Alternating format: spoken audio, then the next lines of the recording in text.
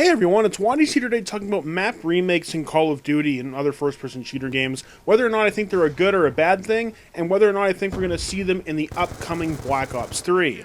For the gameplay you're seeing, I'm playing Black Ops 2, I'm using the Scar H, and the map is Nuketown 2025, and I thought this was pretty fitting because Nuketown 2025, of course, was a remake from the super popular Nuketown in Black Ops 1, and it's being remade again for Black Ops 3.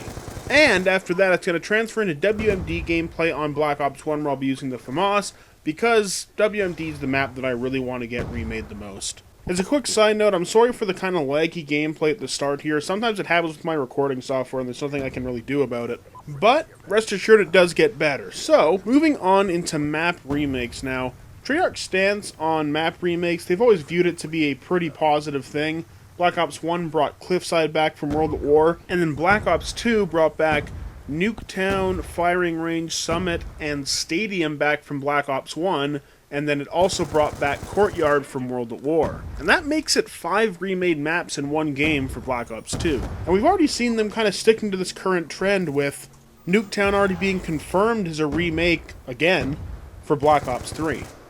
Now there is one piece of information that may prevent map remakes from happening, and that's Black Ops 3's new advanced movement system with the wall running and the double jumping, because that's going to change the way that maps flow, that's going to change the way that gun engagements happen, and so the maps would have to be modified a bit for them to be remade in Black Ops 3.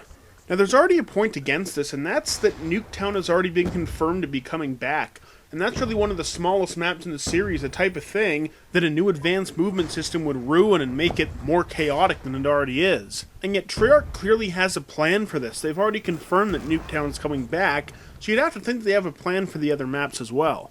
And with that, I definitely think that they're going to have map remakes in Black Ops 3. I definitely think they have a plan for it. And like Black Ops 2, there's probably going to be about 4 to 5, Nuketown included. Now that begs the question, which maps are going to be remade? Which maps are they going to choose? For argument's sake, let's just say that they have 4 map remakes coming, no matter how that comes, whether it's 2 in one DLC and 0 in another, or just 1 for all the DLCs, doesn't really matter. They have 4 map remakes, what are they going to choose? As of right now, there have been 0 map remakes from Black Ops 2, there have been 4 map remakes from Black Ops 1, and 2 map remakes from World at War.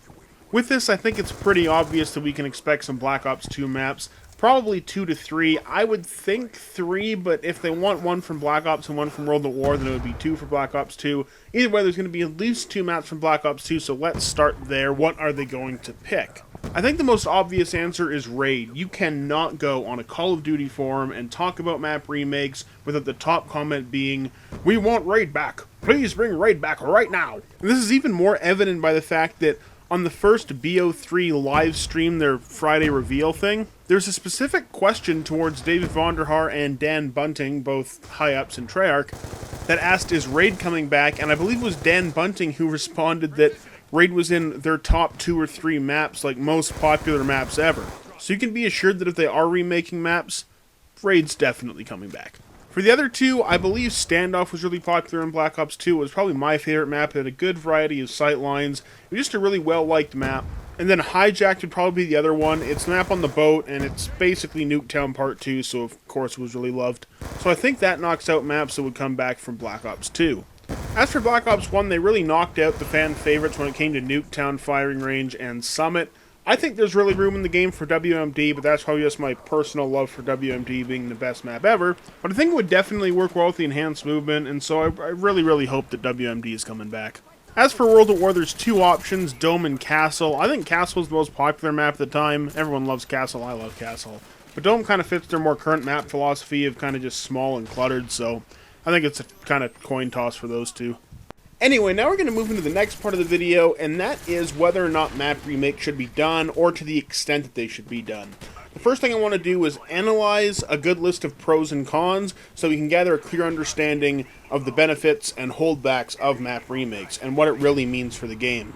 Alright, so the easiest place to start is probably the cons, and the biggest argument against map remakes is that the map has already been done, everyone has already experienced the map is already available in the old games, and people don't like being recharged for the same map again that they already paid for. Ultimately, it just comes down to that people would rather have a new map when they're forced to pay $15 for a map pack. They don't feel like the value is there in a remake. Really, it just comes down to the feeling that the developers didn't put as much work into a map remake as they would making an entirely new map and a new experience. As for the other side, the map remake supporters, one of the biggest things is revitalizing life into the map, because sometimes the old game isn't playable, sometimes it's really hacked, sometimes it got traded in, sometimes there just isn't enough online population, so people like it when maps get brought back that they really liked, so they have a chance to experience something that they really loved again. Building off that, some people never played some of the really classic maps and would like an opportunity to play some of these acclaimed maps that they never had a chance to before. Another argument for map remakes is the quality guarantee of the map, as in, you've played the map before, you generally know if it's going to be good or bad. You know if it has good engagements, you know if it has a good layout, you know exactly what it is, and you know if it's going to fit the style of map that you like. And finally, you can really get a new experience from the new game. And this is really prevalent now with something like Black Ops 3 coming out, where the remade maps are going to have to be modified for the wall running mechanics and the double thrust mechanics and even the sliding mechanics.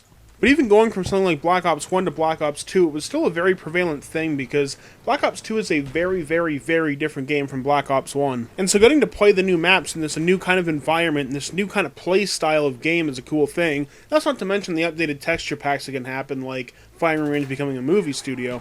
So with that, let's transfer into my personal thoughts whether or not I like map remakes. The simple answer is that yeah, I'm down for a couple map remakes. I do like the thought of bringing an old good map back and pumping life into it and giving it a new play style and a new texture pack.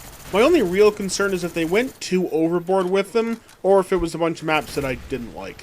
Which I suppose is really the big thing. Whether or not I like map remakes is based on the map that's coming back. Like, if we look at the World at War thing from earlier, and they bring back either Dome or Castle, if they were to bring back Dome, I'd be like, damn it, why didn't you give me a new map? But if they bring back Castle, I'm going to be like, hurrah, yay, woo! Anyway, that's it for the video, everyone. I hope you enjoyed, and if you did, don't forget to like, favorite, and subscribe. I'm Waddies, and I'll see you in-game.